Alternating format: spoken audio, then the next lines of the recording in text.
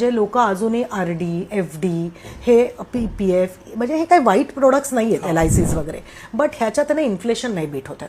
मग त्याच्यात तुम्हाला जर का पुढे आपले ॲस्पिरेशन्स आहेत, आपलं लाईफस्टाईल आहे, आपल्याला पुढे जायचं आहे लाईफमध्ये, तर आपल्याला असे इन्व्हेस्टमेंट्स एक्सप्लोर करायला लागतील जिथे आपल्याला इन्फ्लेशन बीटेड रिटर्न्स आले पाहिजेत. मग तिथे जेव्हा इन्व्हेस्टमेंट्स अशा ह्याच्यात जेव्हा, तर मग तुला म्युच्युअल फंड्स, तुला स्टॉक्स, हे तुला पर्याय बघायला लागतात. आणि मग तिथे जर का नीट तुम्हाला कोणीतरी नीट ॲडवाईस करणारा फायनान्शियल प्लॅनर वगैरे असेल तर तुम्हाला त्याच्यातला खूप अभ्यास असण्याची गरज नसते.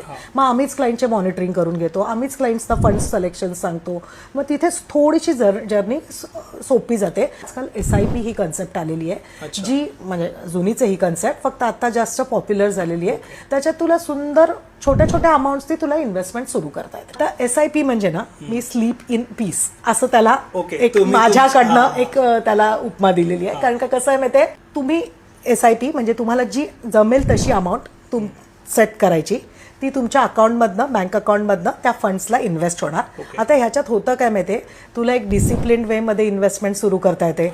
तुला जेवढ्या टेन्युअरसाठी म्हणजे तुझी जी काही स्वप्न पुढची असतील त्याच्यासाठी ते सुरुवात करता येते. वेळ दिल्यामुळे त्याच्यात कंपाऊंडिंग खेळतो, डिसिप्लिन असल्यामुळे कॉर्पस क्रिएट होतो, आणि इक्विटी हा फ्लेवर असल्यामुळे त्याच्यात रिटर्न्स सुद्धा जास्त येतात.